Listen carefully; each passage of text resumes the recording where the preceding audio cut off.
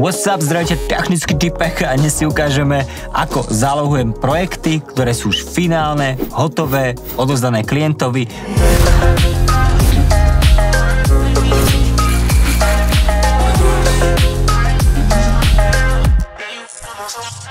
Vždycky nechávame ročnú zálohu na to, aby sme sa mohli vrátiť ku záberom, ktoré sme použili, poprípade samotnému celému projektu. Ja chcem, keď si budem zálohovať svoj projekt, aby mi ostala timeline s názvom projektu a takisto, aby som mal všetko pekne nakatované, ako mám tu, a nech mi zálohuje samotné zábery. Poďme to spraviť.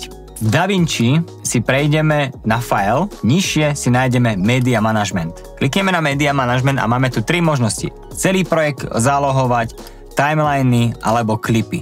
Ja robím tak, že si dávam zálohovať timeliny. Prvé, čo spravím, je to, že si vyberiem, aby mi kopírovalo. Nie, aby mi transcode robil. Keby ti robil transcode, tak sa ťa opýtam, v akom formáte, či má tie videá, ktoré ti zálohuje, prekonvertovať. Ale to nechceme. Budeme používať tie naše originál, s ktorými sme pracovali, preto si dám copy. Ďalej pokračujeme na Browse, klikneme, kde chceme, aby sa nám daný projekt zálohoval. Dám Open, timeliny si vyberiem, ktoré chcem, aby mi uložil záloha, vyberiem si závodov Cut, závodov Final. Tu dám Used Media and Trim Keeping.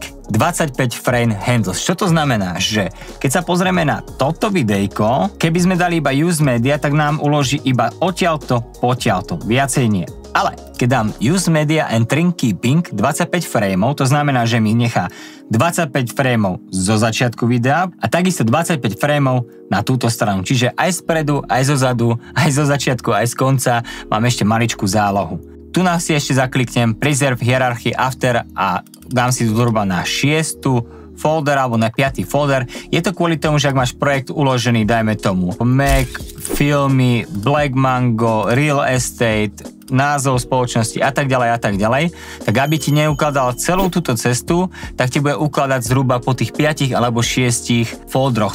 Teraz môžem vidieť, že aktuálna veľkosť je 11,51 giga, ale nová bude mať iba 5,52 GB a to preto, že sme sa zbavili záberov, ktorými už nechceme pracovať a nechávame si finálne zábery a finálny projekt, ako to vyzeralo. Timeline. OK, dáme štart, keď nám prebehne celý tento proces, tak sa nám okno automaticky uzavrie. Keď si prejdeme do zložky, kde sme si to uložili, tak už vidím, že tu mám timeline 1, timeline 2 a tu mám tie zábery, ktoré môžem neskôršie použiť. Spraví ti to aj grafiku, ak si tam mal, hudbu a všetko ostatné, čo si vlastne používal v tom projekte. Ja robím ešte tak, že v podstate k tejto zálohe samotnej závodov pozemok, tak si zoberiem vlastne finálne exporty, dám si copy, dám si paste. Teraz, keď si dám zálohovať na disk externý, tak viem, že mám projekt, ktorý obsahuje závodov cut a takisto aj finál, ukážky, finálne rendre, ako ich ale otvoriť. Tak spravíme nasledovne to, že si vytvoríme nový projekt, ktorý si nazveme Projekt Media a sem v ponuke file si dáme Import, Timeline, nájdeme si vlastne závodov Final. Projekt nám načíta a sme späť v hre. A takto zálohujem ja projekty pre mojich klientov alebo svoje projekty, keby som sa chcel k ním časom vrátiť. Ďakujem, že si sledoval, daj odber, lajky, všetko, čo k tomu patrí. Ja budem spokojný, ty budeš spokojný, niečo sa naučíme a zdravíte technický typek a vidíme sa v ďalšom videu. Ej!